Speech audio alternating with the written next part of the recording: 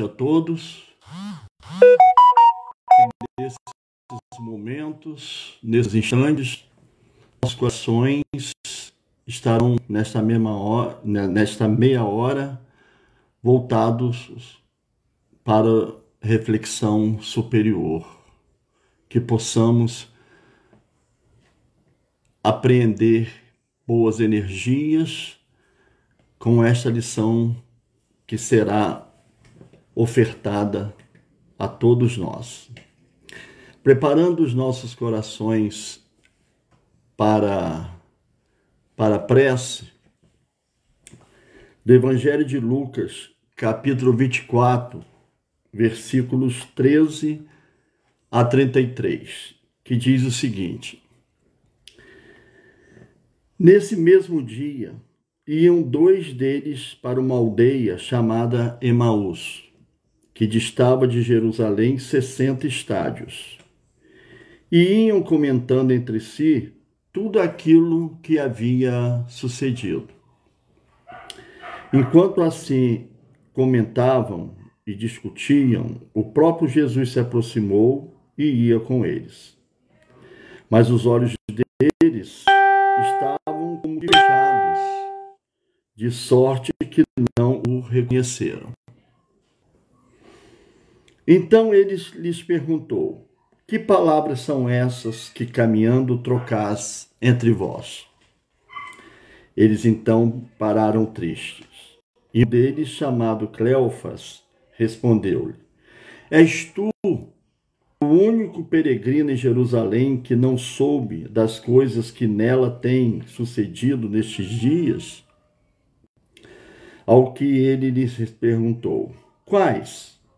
Disseram-lhe: As que dizem respeito a Jesus, o Nazareno, que foi profeta, poderoso em obras e palavras diante de Deus e de todo o povo. E como os principais sacerdotes e as nossas autoridades o entregaram para ser condenado à morte e o crucificaram. Ora, nós esperávamos que fosse ele quem havia de remir Israel. E além de tudo isso, é já hoje o terceiro dia desde que essas coisas aconteceram. Verdade é também que algumas mulheres do nosso meio nos encheram de espanto, pois foram de madrugada ao sepulcro. E não achando o corpo dele, voltaram declarando que tinham tido uma visão de anjos que diziam estar ele vivo. Além disso, alguns dos que estavam conosco foram ao sepulcro e acharam-se assim como as mulheres haviam dito. A ele, porém, não o viram. Então ele lhes disse: Ó nécios e tardos de coração, para crerdes tudo o que os profetas disseram. Porventura não importava que o Cristo padecesse essas coisas e entrasse na sua glória? E começando por Moisés e por todos os profetas, explicou-lhes o que dele se achava em todas as Escrituras. Ora, quando se aproximaram da aldeia para onde iam, ele fez como quem ia para mais longe. Eles, porém, o constrangeram, dizendo: Fica conosco, porque é tarde e já declinou o dia. E entrou para ficar com eles. Estando com eles à mesa, tomou o pão e o abençoou, e partindo-o dava. Abriram-se-lhes então, ele desapareceu diante deles. E disseram um para o outro: Porventura não se nos abrasava o coração quando pelo caminho nos falava e quando nos abria as Escrituras? E na mesma hora levantaram-se e voltaram para Jerusalém e encontraram reunidos os 11 e os que estavam com eles, os quais diziam: Realmente o Senhor ressurgiu e apareceu a Simão. Então os dois contaram o que acontecera no caminho e como se lhes fizera conhecer no partir do pão. Vamos orar. Senhor Deus, mais uma vez aqui nos encontramos reunidos no trabalho da nossa Escola Jesus Cristo para estudarmos e refletirmos lições valorosas para o nosso espírito decaído. Que possamos aprimorar as nossas consciências diante das ilações que serão executadas nestes breves instantes. Que possamos coordenar os nossos pensamentos com o objetivo maior de aclarar a nossa razão para o entendimento da palavra e da obra de nosso Senhor Jesus Cristo. E com isso, praticá-la no tecido social em que estamos todos irmanados. Fica conosco, Senhor, nesse momento, que assim possa ser. A nossa lição de hoje, ela é baseada nessa leitura que eu acabei de fazer. Existe um livro muito bonito e consolador do professor Clóvis Tavares, intitulado De Jesus para os que Sofrem. Livro este que demonstra todo o amor que o professor Clóvis denota a nosso Senhor Jesus Cristo. E o capítulo que nós vamos estudar é o capítulo 16, no caminho de Emaús. Esse capítulo, o professor Clóvis, ele se baseou no versículo 17, que diz: que falais um com o outro pelo caminho. Então vamos ler, em cada ponto a gente vai, nesses breves minutos, tentar refletir um pouco no espírito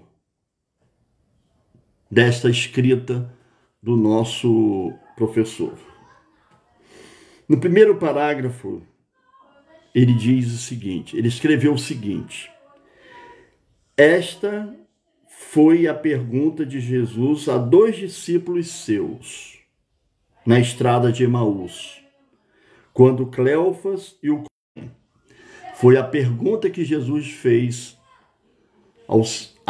àqueles 2 discípulos: que falais um com o outro pelo caminho? Iam tristes, recordando os acontecimentos dolorosos da antevéspera do Calvário. Sobre Jesus conversavam, questionavam sobre os torturantes eventos da semana trágica e muito triste para todos nós. Foi uma semana, a última semana de nosso Senhor Jesus Cristo, antes da crucificação. Foi um momento muito torturante para nosso Senhor e também para nós, também pecadores. A reflexão de hoje tem que ser levada para o seguinte ponto: o que estamos a falar um com o outro na nossa caminhada evolutiva? O que estamos elaborando através dos nossos pensamentos ainda tão arredios à lei de Deus? O que estamos a falar? Que tipo de energia temos elaborado com as palavras do nosso dia a dia? Essa é a reflexão. Essa deve ser a reflexão que o professor Clóvis pede aqui. Vamos continuar a leitura. Que falavam Cleófas e seu amigo? A narrativa evangélica, como ele diz muito bem aqui, não nos transcreve o conteúdo literal de suas conversações sobre o Senhor que amavam. Se perguntarem a todos nós se nós amamos nosso Senhor Jesus Cristo, todos nós iremos dizer: amamos. Amamos. Então, eles falavam sobre o Senhor que amavam, embora sem entendimento perfeito de sua obra e seu poder. Esses dois discípulos estão sendo representados por nós mesmos. Nós podemos ser, e com certeza seremos, esses dois discípulos que ainda não compreendemos, que ainda não entendemos a obra de amor de nosso Senhor Jesus Cristo, quando ele passou aqui pela terra e nos deixou um legado. Tarde de domingo, Cristo já havia ressuscitado e eles ainda não sabiam. O Senhor estava ali ao seu lado, mas os olhos deles não o puderam reconhecer. Muitas vezes nosso Senhor Jesus Cristo está do nosso lado, mas nós não o reconhecemos. Estamos vendo ele, mas não temos o entendimento, não temos aquela madureza espiritual necessária para compreender todo o amor, toda a sua paixão por nós. Jesus morreu crucificado pelo grande amor à humanidade inteira, à humanidade ainda pecadora. Nós sempre estamos cometendo pecados. Muitas vezes pequeninos pecados, mas com grandes consequências. Porque a gente pensa, né, na nossa leveza, né, no nosso bem-estar, de que os nossos pensamentos, foi um pensamento desculpável, mas que pode, com esse pensamento ser elaborado, e daí grandes consequências advirem. Para Cleófas e o companheiro, o caminhante desconhecido que se lhes juntara na estrada era não mais que um peregrino anônimo, um estranho que parecia desconhecer os lutuosos acontecimentos daquela Páscoa de dor e de sangue. Realmente, foi uma Páscoa. Jesus foi condenado da noite para o dia, na condenação mais vergonhosa que existia naquela época, mais triste, que era a crucificação. Quando o Senhor ressuscitado, vencedor do ódio e da morte, se aproximou dos dois discípulos, achei esse parágrafo muito bonito, do professor Clóvis. Quando o Senhor ressuscitado, vencedor do ódio e da morte, se aproximou dos dois discípulos, estes estavam conversando. Nobre era o tema de sua palestra, digno espiritual o assunto que desenvolviam. Aí ele pergunta: sucede sempre assim conosco? Nós, quando estamos a conversar uns com os outros, as nossas conversas têm sido edificantes? Têm sido conversas que constroem esperança? Ou têm sido conversas vis, conversas maldizentes. Também nossa existência é uma estrada. Outro parágrafo curto, mas muito belo. Também nossa existência é uma estrada, que falamos um com o outro pelos caminhos da vida. A nossa existência, o professor coloca muito bem, é uma estrada. Todos nós estamos a caminhar.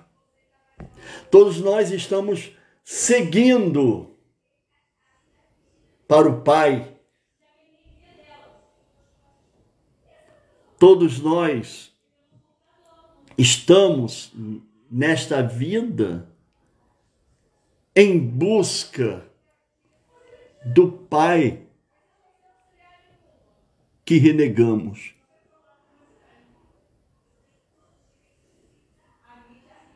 Assemelham-se nossos diálogos ao dos caminheiros de Emaús? É uma pergunta muito importante, uma indagação muito importante para refletirmos. Sente-se atraídos nossos corações quando exteriorizam seus sentimentos pela pessoa e pela causa daquele que nos ama desde o princípio. Nosso Senhor Jesus Cristo nos ama desde o princípio. O Filho unigênito de Deus, nosso Senhor Jesus Cristo. Quando em contato com nossos amigos, nossos familiares ou desconhecidos, companheiros de jornadas, são nossas cavaqueiras ou tertúlias. Cavaqueiras quer dizer nossos bate-papos, as tertúlias, nossas reuniões de conversas, rodas de conversas, assinaladas por espiritualidade, embora minguada, ou por cansativa vulgaridade. Estamos travando diálogos vulgares. Preferimos assuntos elevados e dignos ou somos tendentes a ultrajar corações e coisas do próximo com frieza e descaridade? Aqui eu me lembrei de uma coisa que é muito comum entre nós, que gostamos de observar mais os defeitos dos outros, nos esquecendo de olharmos para nós mesmos, para as nossas dificuldades. Todos nós temos dificuldades, todos nós temos quedas. Quem desta vida pode-se dizer que nunca caiu? Não caiu em desgraça. Nós caímos. Emmanuel sempre fala isso. Nós caímos. Só que não podemos ficar estirado ao chão. Temos que nos levantar e tocar a bola para frente. Conduzimos nossos momentos de contato verbal com o outro, a palavra bondosa e edificante, ou transformamos a hora da fraternidade e da alegria numa arena selvagem, ou no tripúdio de agressividade, a lembrarem os versos de Drummond. Aí ele colocou aqui, entanto, lutamos, mal rompe amanhã. Muitos dos nossos sofrimentos que já estão conosco, ou vêm vindo, ou ainda fermentam distantes, têm seu nascedouro na invigilância ou no desamor de nossas palavras. Pensemos nisso, meus irmãos. Nós temos que cuidar da nossa vigilância, o cuidado com a nossa vigilância, para nós não ferirmos pessoas. Nós temos que, antes de proferir alguma palavra, meditar se aquela palavra é edificante ou se ela está cheia de ímpetos de desamor. Do mundo maior, Casimiro Cunha nos adverte. Fiscaliza as palavrinhas, aí é a vigilância mesmo. Fiscaliza as palavrinhas de humilde e pequena brasa. Começa a lavrar um incêndio que devora toda a casa. Uma pontinha de brasa no mato seco, uma pontinha de brasa no nosso coração ressequido é capaz de provocar incêndio e destruição. Palavras e palavrinhas que ferem ou desfiguram fatos e vidas, palavras que mutilam dolosamente, quer dizer, conscientemente, a verdade, palavras que adoecem a paz e a alegria do próximo. Ai, palavras, que estranha potência a vossa, que estranha força tem as palavras. A palavra bendita, ela levanta, ela encoraja, ela faz com que nós nos ergamos para continuar na nossa jornada. A palavra que edifica é que deve ser a palavra proferida. Não nos esqueçamos de que tudo isso é importante. O Senhor, Ele mesmo nos ensinou em seu Evangelho divino. Lembrarmos de Jesus que nos diz: pelas tuas palavras serás justificados, pelas tuas palavras será condenado. O Cristo eterno, invisível ou irreconhecível está ao nosso lado, meus irmãos. Como na estrada de Emaús, qual prometeu estar até a consumação dos séculos. Jesus nos ama. Esse amor de nosso Senhor Jesus Cristo é infinito. Tenhamos consciência disso. Tenhamos conhecimento pleno do poder de nosso Senhor Jesus Cristo. Todavia, velando pelo nosso aperfeiçoamento moral e pela nossa felicidade futura, humildemente ainda pergunta a cada um de nós: que falais um com o outro pelo caminho? E para nós encerrarmos, Emmanuel, ele na mensagem do livro Caminho, Verdade e Vida, na página 205, capítulo 95, o amigo oculto, ele nos aclara a mente para que nós possamos seguir em frente, porque temos muito ainda que aprender, temos muito ainda que evoluir.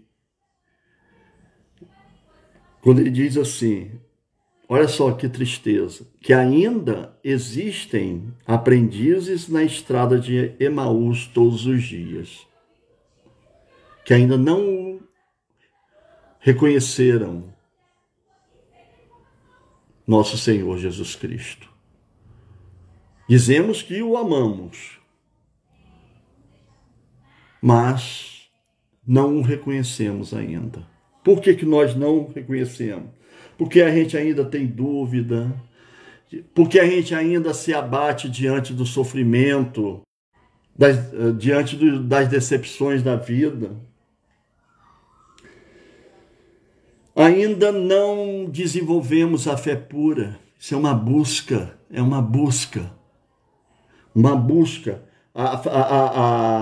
essa busca da fé pura, simples. a palavra tão pequena, mas tão grandiosa para a nossa evolução espiritual, a fé. Longo é o caminho a percorrer, meus irmãos. Ainda bem que nós temos a oportunidade de termos outras oportunidades, de termos outras vidas para trilhar caminhos, trilhar jornadas para construirmos esta fé, a fé que liberta as nossas almas, a fé que faz com que na nossa consciência estejamos bem juntos, em comunhão com o nosso Pai Celestial.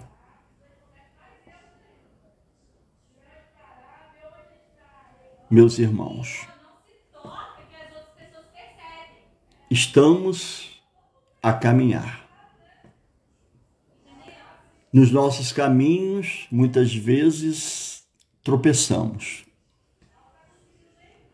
Mas guardemos o seguinte fato, incontestável, que nosso Senhor Jesus Cristo, o Filho unigênito de Deus, nosso Criador, o Filho unigênito do nosso Pai Criador,